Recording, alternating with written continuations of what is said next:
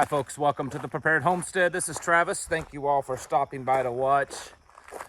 Be honest with you, I didn't want to do this walk this morning. I laid there in bed when I got up, trying to convince myself to just stay in bed a little longer and forego the walking this morning. I don't know what I did, you know how it is when you get old. Injured my back somehow yesterday, which is a common thing for me. I have had some surgeries and some ongoing issues there, but I don't know what I did yesterday, and I tweaked it, not severely, but enough that it's very painful to sit down, stand up, bend over, those kind of things. And even now, just every step kind of hurts. I just didn't want to do it. I dreaded it. Normally, I really look forward to these walks. It's beautiful. You all see where I get to walk. I mean, my goodness, look at this. Oh, yes, I'm a little later this morning also. It was slow moving. So, I mean, who wouldn't want to walk out here? I've got bears roaming around, probably Bigfoot looking at me and everything. Who knows? Anyways. But I knew I needed to. Not necessarily for the exercise. I mean, is one day gonna really kill me not to do it? No, I needed it for the willpower. Because, if my life depended on it, it didn't matter if I was hurting or not, I gotta do it. You folks, many of you have said that my walks motivate you to get up and do more, move around more, exercise, ride a bike, whatever. Well, you folks motivate me to do this. And I didn't want to let people down, so there was part of the motivation. So here I am, out doing this. I know that's a really long intro. This t-shirt is mushrooms. People always ask, so I just decided I'd tell you. My wife picked this up for me at the recent Ozarks Homesteading Expo in Marshfield. There's a video or two of that on here. Really nice couple that makes these shirts. It's called dirtanddevotion.com. Dirtanddevotion.com. A lot of cool homesteading t-shirts. So I just thought I'd mention that. No deal. I paid for the shirt and all that kind of stuff. Anyways, one of the things that I dislike the most, just to give clue you, today's walk's just probably going to be a real talking, ranting, up on my soapbox kind of thing. One of the things that I dislike about the internet is that people are so critical of each other. They're so quick to put someone down, to trash them. They feel so emboldened, I mean, how much courage does it take to make some comment anonymously through a satellite feed or a telephone line or cable or cell phone signal? I mean, it takes lots of courage to do that. Makes them look like they're the tough guy, right? I was listening to a podcast a while back and I have forgotten most of what it was talking about. So I'm sure there was a whole lot more they talked about that I could have used in this video, but I do remember that they were talking about some study that was done that, one of the big differences in the, internet age as opposed to before is, and we're also seeing this happen in everything, not just the internet, but let's say in the more modern recent times, is that people no longer have heroes that they follow, that they have villains that they, or people that they don't like, that they criticize. And he gave an example of, back in the 40s, 50s, and 60s, and 70s, people had like their favorite actor. The actor that, I like this actor, this is my actor. Oh no, this one's my favorite, this one's my favorite, the golden era of screen and film. Nowadays, it's mostly, I can't stand this person, and they spend their energy on a particular actor of how much they don't like them, and the paparazzi follows them around trying to catch them in some embarrassing moment, and people write blogs and websites about how this one is this and this one is that, and so the example in the podcast was that this is the world that we're living in. We're critical of everything, each other. That there's not a lot of unity. And I believe that this is an actual serious issue. If you go back and you read some of the early communist American writings back in the 19-teens and 20s, when there was this push to, bring communism to America, some of the earliest writings talked about that dividing America, the creating divisiveness in America, creating, one group against the other, race and religion. I remember even reading in one pamphlet, it talked about encouraging, sports, and so that you have, one group of people that's, aggressively supporting their team and the other ones, and so there's this division amongst the people, and that is a way to, open the door to communism. And of course, look at America now. Have we ever been more divisive? Has there ever been a people in all of human history more divisive than America right now? I mean, I can't think of an example. There's so many little subgroups and everybody can't stand everybody, and it's ridiculousness. That's one of the reasons why I really enjoy our local meetings, our local community, because you get to go there once a month and it's like recharging. It's like you take your electric vehicle that you have and you plug it into the charger, and when you leave, you're fully charged. I say it all the time at those meetings. When I get done, I'm physically tired because, we're there for usually 14 to 16 hours, setting up, talking, dealing with, all that stuff, and then cleaning up. But intellectually and emotionally, I'm really energized. I'm ready to take on the world. And it's hard to get that elsewhere. I believe that that's been one of the reasons why they pushed the lockdowns and the social distancing, because, and I don't mean this in some kind of metaphysical, spiritual, whatever, because it's going to sound that way. It's going to sound new age-ish, and I don't mean that. We feed off of each other's energy. We know that. If someone comes in the room and they're all just depressed and sad, the whole room kind of goes down a little bit and is, a little sad or melancholy. Someone comes in and they're excited and they have some great news to share and something that just wonderful happened to them, and they're so, just wanting to tell everyone. It usually brings the mood up in the room. And you could take this much further than that and talk about how, things like revolutions can't really happen if people aren't allowed to meet together and talk face to face. So anyways, put that one in your hat. I believe it's important in the world that we live in. It's draining on us. I don't forever for one moment think that I'm the perfect prepper homesteader, because that's a bunch of baloney. I have projects that are unfinished that I'm working on.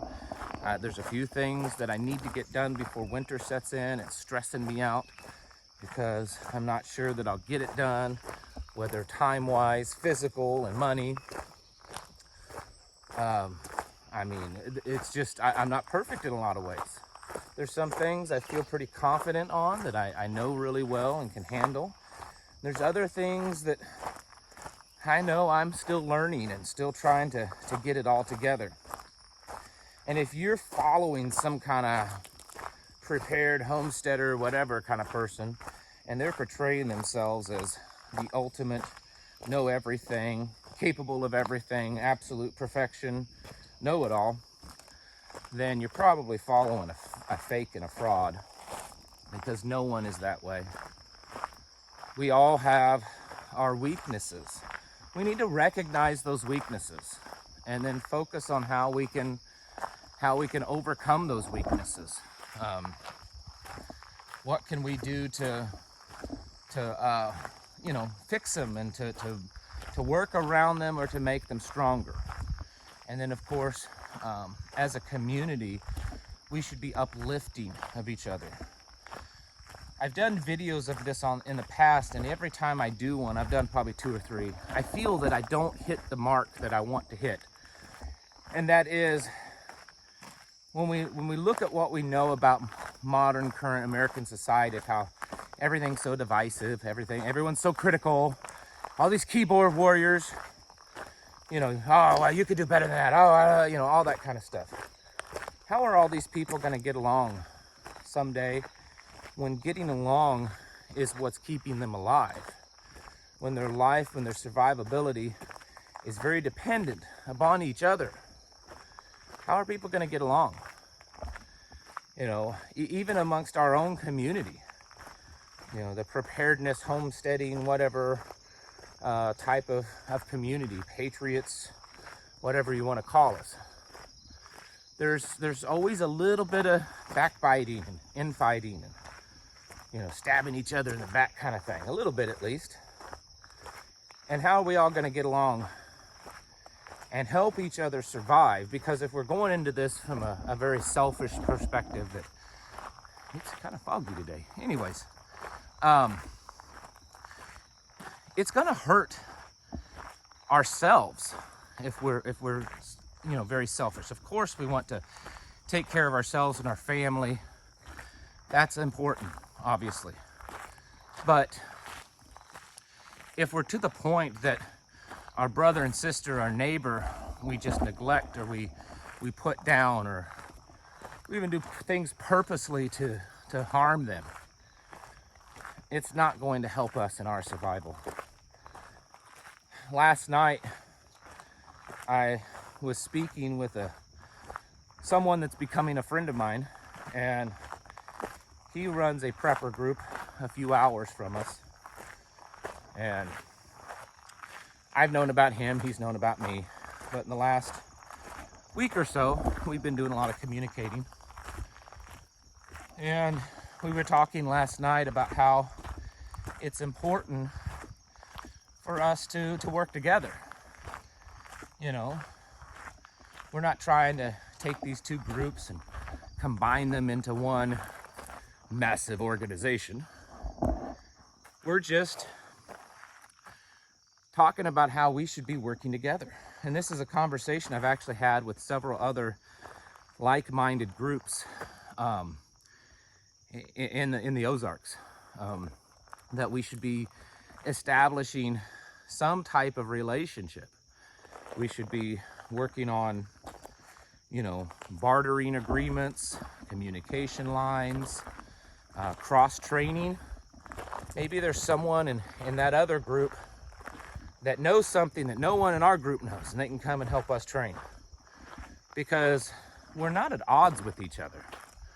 We're all on the same page. And in the end, you know, we've got to all stick together.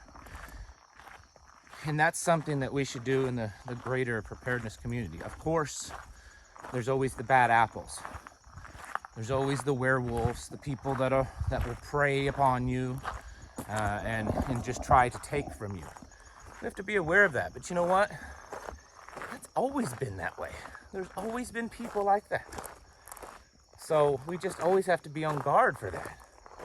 But don't allow yourself to give up. Don't allow yourself to become so overwhelmed, because we all are. We all are. Probably not too many of us are Bill Gates level prepared, okay? To where you have bunkers in every state, you know, a whole army and all that kind of stuff. It's funny because I know a few people that they're not Bill Gates kind of level. I'm just saying, people here in the Ozarks that's been doing this for a long time, and I would consider them very much of the expert level, like way more prepared than I am. And yet when I talk to them, they talk to me about how, yeah, I just wish I knew how to do this. I really need to do a better job at this. And, you know, maybe you could show me how to do this. Meaning that they're not as prepared as I think they are. I mean, they're maybe better than I am. And so we have to focus on relationships of helping each other, encouraging each other, sticking with it, not giving up. We've lived in a world where giving up didn't really have too many negative repercussions. You know, 150, 200 years ago, if you gave up on building a house, you froze to death because there was no place else to stay warm. Or if you gave up on hunting, you starved to death.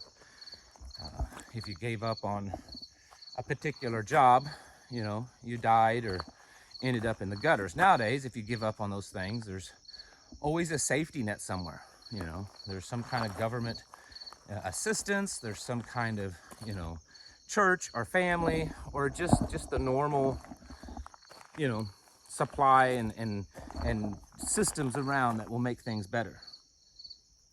There may come a day that we no longer have those safety nets in our lives.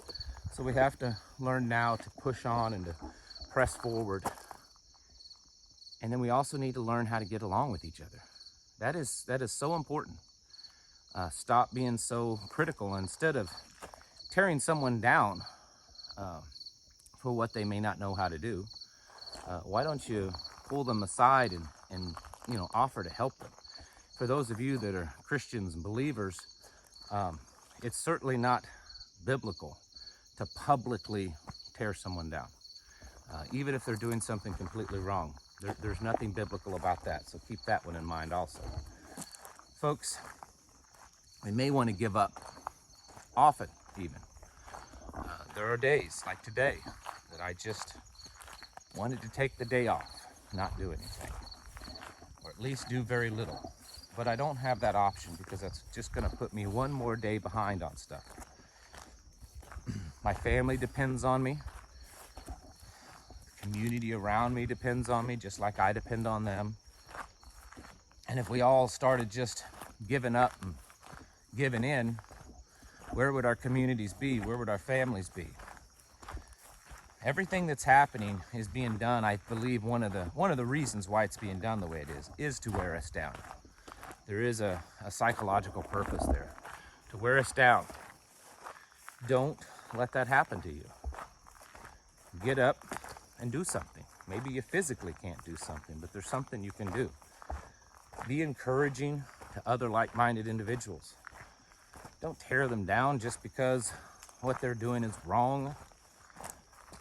You know, teach them how to do it the right way. Encourage them. Be uplifting. Work together. Don't let their evil plans succeed in your world. Folks, get your houses in order. Prepare yourselves mentally, physically, and spiritually. Thank you for watching. I'll catch you in the next video.